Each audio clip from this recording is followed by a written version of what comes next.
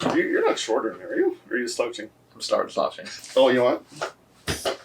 Hey.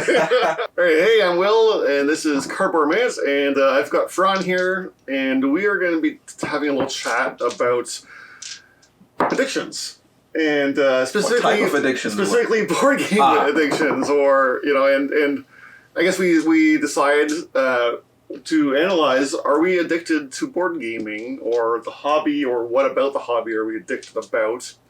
And I think it's time we had a talk.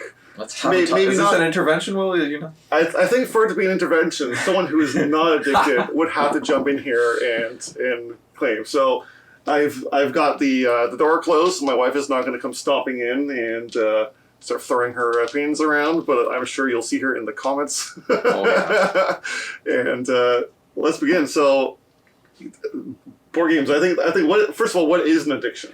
So I think to define an addiction, it's something that you can't live without, something that you need in order to, a fix of, in order to feel whole or complete, and you can't, if you don't have it, you feel like you need to go get it.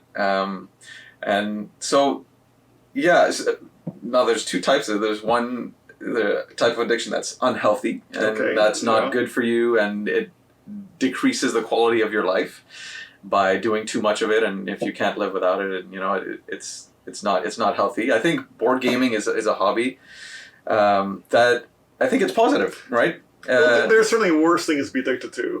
Then that's every time I have this conversation, I go, hey, at least it's not a real drug that I'm addicted to. It's a hobby that I can enjoy with friends, family, others, coworkers, and something that you enjoy and you have fun doing. So and it makes you hopefully smarter because it works your brain and it improves the quality of your life as opposed to other things. That's true. We're not addicted. We are brain training. We're training. It's keeps your brain sharp, mentally strong, and we're going to be 95-year-olds in a seniors residence, but still playing TI4. Yeah. Boy. TI6. Whatever it is at that point. Sharp as a tack. Yeah.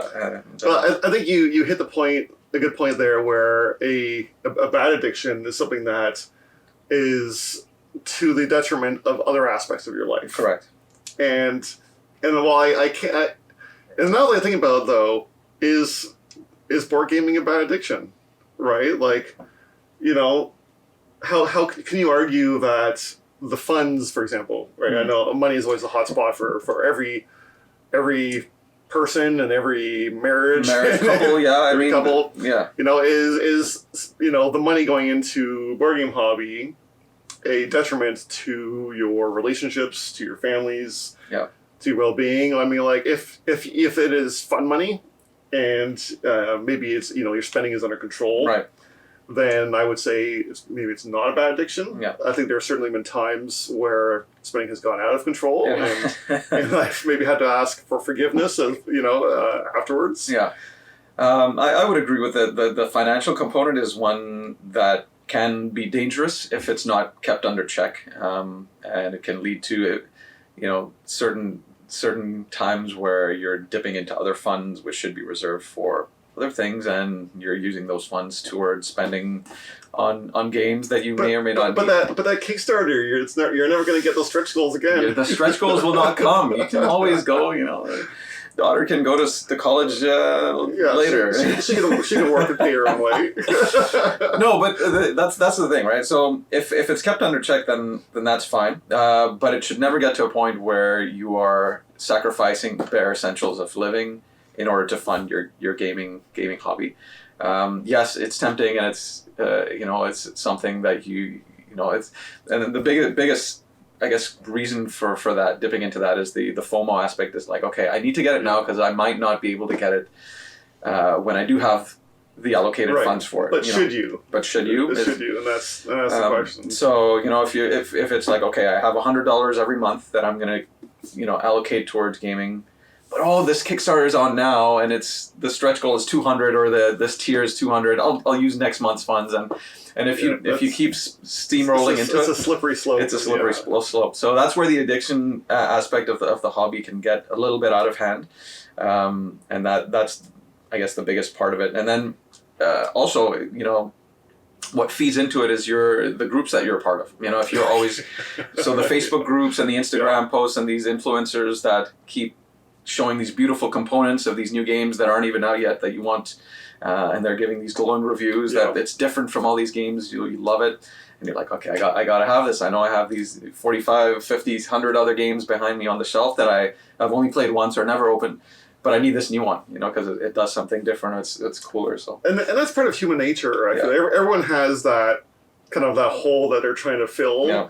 And I mean, it's not even that there really is a hole or not. I mean, I can't speak for people's personal situations or what they've been through in their lives. Everybody has different situations. But I think that you don't necessarily have to just fill it. Or once you realize that just buying that new board game is not going to fill it, and instead you should be pursuing your hobbies like for either development or spending time with friends or even just as an interesting pastime. But everyone definitely has their own limit as well. I mean, like you mentioned, $100 a month. That's kind of my current budget. Yeah. I know there was a point where I was not budgeting, and while I never got to the point where I couldn't feed my children, but I still was surpassing more than I should have. Right. And now that I've kind of reined it in, I do have to be a little more careful with my choices and what Kickstarter I'm backing or what board game I'm purchasing. Mm-hmm. But it's also focusing me to enjoy the games I have without constantly looking for that new big thing. Right.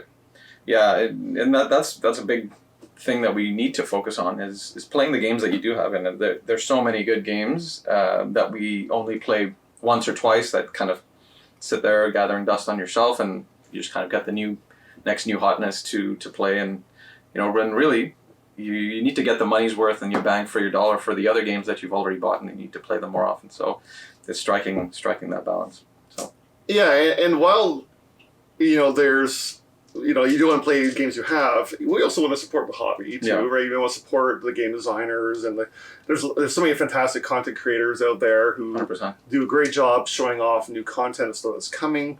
You just need to, before you get carried away, analyze where you're at in your life. Yeah. Especially, and I find finding this hobby, and now that we've kind of both been through the early stages, the initial the honeymoon phase of falling in love with board games, and we've seen other people enter that phase too, where when you start, you just want to go after everything, and you say like, oh, this looks good, and this has a good review, and this is on Kickstarter, and you start to learn what not only what you like, but also just slow down a little bit. There will always be another new big game. Yeah, and that's one advice I would give myself, is like, just pace yourself, because once I got into it, I just went 110 miles an hour, and it was just it was a lot at once, because I just got open to this great new world of all these fun games that I'd never played before, and you want to get others that are similar, that give you that same rush of playing and having that good time. Not all of them do that, but you're always looking for that next big one, as Will said. But I've spoken to other people that are not in the board game hobby, but have that same feeling with their own hobbies, whether it's musical instruments or people collecting. I've heard fountain pens. It's just like that's Shannon's thing right now. Is fountain pens. Is it really? Yes, it is. Oh yeah. So it is. It's a thing. So people and there's 100 examples just like that, where it's an obscure item or it's a common item that you just want to collect a lot of, and it's a fun hobby to share that like-minded passion with other individuals that share that same interest, right? And you go and compare things, and you find the one that other people don't have. So it's the same kind of thing with board gaming, but I find this hobby is unique in that you actually enjoy the stuff that you buy, and you play it more than once, and it's great, and you get to enjoy it with other folks that share that passion. So. Yeah, it is definitely a wholesome hobby, or a wholesome addiction, I guess. It sounds weird saying that.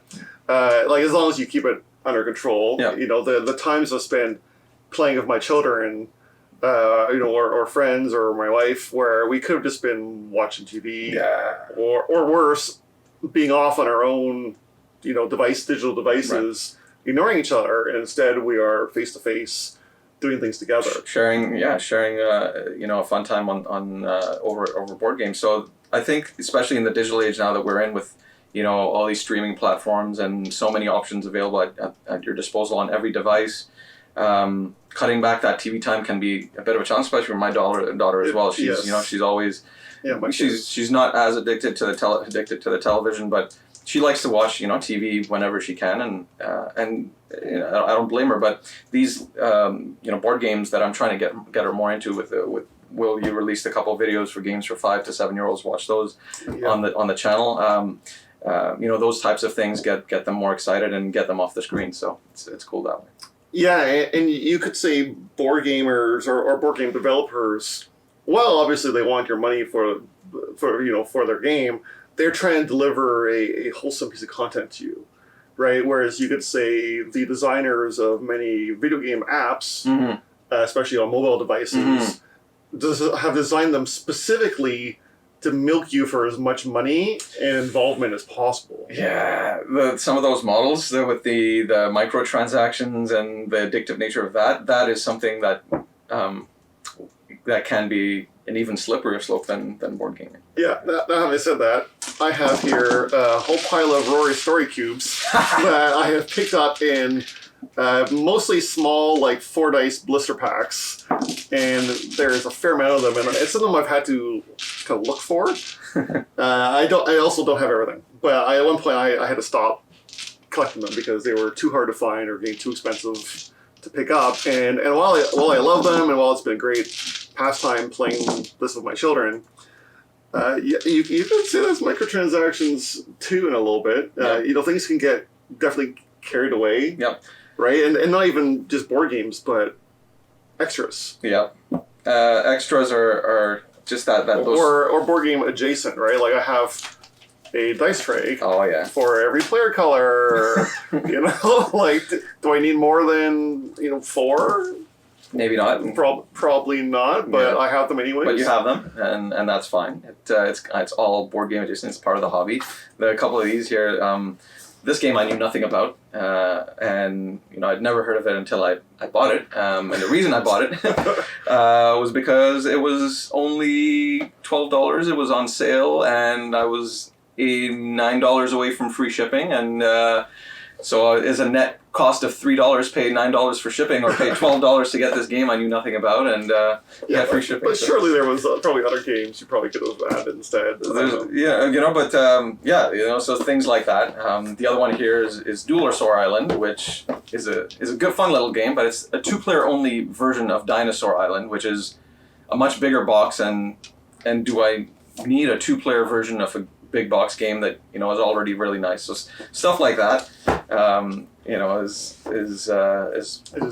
extras unnecessary extras that you wouldn't have otherwise bought, but you have. But those kind of are part of the hobby. But yeah, those types of things kind of add to the bottom line a little bit. Yeah, I mean, I had just recently got the Tiny Epic Dungeons Kickstarter, and completely unnecessary, I bought the large Boss Meeple expansion, where there is a large size. I mean, large is in like this is at least several times larger than standard Meeple. Standard Meeple, yeah, with double-sided screen printed things, and there's one for each boss. Cool, they're very cool, but you're gonna use one in a game, and there already is a token for bosses, right?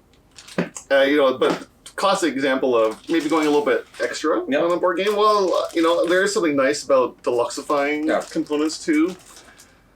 I think maybe if the game is one that you're going to play a lot, it would be worth it. It would be worth it, or if the components take some wear and tear. Like a good example is Bullet Heart, and games of that ilk where you're all constantly bag drawing, and if you have those wooden or plastic tokens as opposed to cardboard, it's nicer feel, but it's longer. So those types of upgrades I can justify.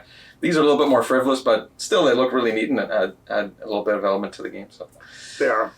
Now, what about time commitments? So, while we are, having a good time playing with friends, we are going out to board game meetups, meeting lots of great people. But we're also like, are we taking time away from our families?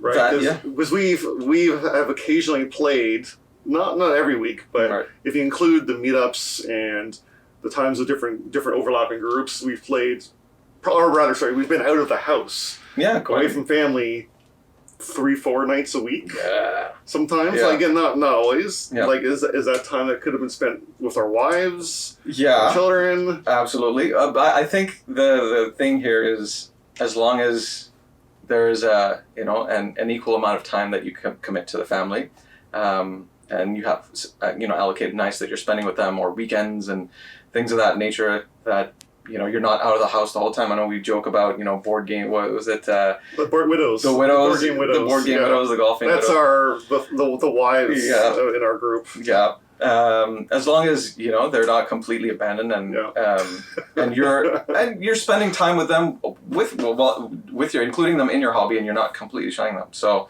I think that's justified, and as long as there's an agreement with the family that, hey, listen, this is what I'm going to be doing, and are you okay with that? And you're not leaving them high and dry. Then I think. And I think they know that we're doing something wholesome. Yeah. Right. We're not at the bar getting drunk with our friends. Yeah. Or I mean, I was gonna say going fishing, but that can be wholesome too. That can be wholesome, depending on how much alcohol is involved. Yeah. So I mean, it's your hobby, and luckily our wives are very supportive of it. Yeah. My wife certainly took her time warming up to it, and once she got on board, and again, that was because of the super fast nature of my escalation into the hobby. It was kind of like 0 to 60 board games. It was a little much, and that can be dangerous too, right? So once she got over the hump and realized that it's actually a hobby that I enjoy, and that it's a real thing that is going to be a long-term commitment, then she made her peace with it. She made me my board game table, which you might have seen in some other videos. She did. If you want to look back to my previous videos, it is a table that has the red neoprene surface. Yeah, and Miha built that from scratch, work of beauty by hand. Love it. and it is it would rival any $10,000 board game table. Yeah, it's just fantastic. Yeah, it's fantastic. So stuff like that, and I'm so grateful for that I have that opportunity to enjoy my hobby, as opposed to. I did show Shannon a picture of that board game table once Miha made it. Yeah. And she says, "I'm not making a table." Nope, you're not getting that. So. You can kickstart the next table, yeah. Right, yeah. Maybe if you're a board game company that makes tables, send me one. I'll do a review. You'll do a review. There you go. We'll review it together on the channel. Yeah. So, we're good with that, and as long as the hobby is kept and the buying is kept under check. I think that's the other thing I'll mention is as long as you're keeping the collection balanced and you're selling games. And there's turnover, so you're not kind of just gathering games for the sake of gathering them. Yeah, you are, especially if you're sharing a house, right? Or sharing a space. Right. Like this room is not just my board game space. My kids play video games here. Right. They've got boxes of toys and things. If you are shutting out the ones you love by filling your house with board games, I mean, unless they're also into board games. Yeah. I know there are some couples in the board game creator space that both enjoy games, and their houses are filled with games. Yeah.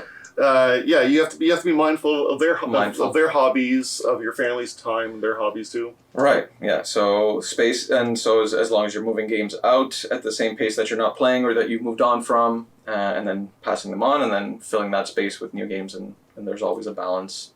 Yeah, and don't expect. I will also add, don't expect your family to enjoy necessarily the same things you love. Yeah. Especially if you're in a pre-existing relationship and then took on board gaming, they may not share that sentiment with you. Right. They may come to eventually enjoy board games or some board games, but don't expect them to, right? Like go out, find a meetup, find a Facebook group or Reddit that talks about local groups looking for new players. Right, play solo board games, play online on TTS or Board Game Arena or something. Yeah. Find people to play with, especially if your family doesn't want to. Right, don't put that burden. Don't force them into it. It's not their job to play with you. No, but at the same time, this hobby, it's so diverse that there are games that everybody can enjoy, even if those that are not into it. And certainly with my family, they're not gamers at all. We played games, the commonplace games that you'd find, the Scrabbles and the Yahtzees and all that. But then introducing them into new hobby, there's games that are entry level games that are gateway games that you can enjoy with everybody that hasn't even played a modern board game. So kind of dipping their toe into it and seeing how they like it and not forcing them into it. So I think that'll help for sure as well. So I think those are kind of the takeaways we have, right? Is don't push other people into your hobby. Let them come in at their own pace. Yeah. Watch your spending. Watch your budgeting. It can be exciting going all in, but not at the detriment of other things. I say watch your time expenditure, right? Make sure you're not neglecting, especially the ones you love. Mm-hmm. What else? Other takeaways? I think those are the big ones. Just managing it so that it doesn't get out of control, which is it very easily can. Oh yeah, and research, right? Don't just snag any board game because it's on sale, and now you're never going to be able to sell it or get rid of it because everyone owns a copy of that cheap board game. Yeah, there's a couple of board games like Reworld. That's been is on like every single Facebook Marketplace. They're trying to get rid of it for like $5 because they all bought it for $20 when it was on sale. And nobody liked it. Anyways, I apologize if you designed that game. that's a different conversation. But I think that's a good takeaway from here for sure.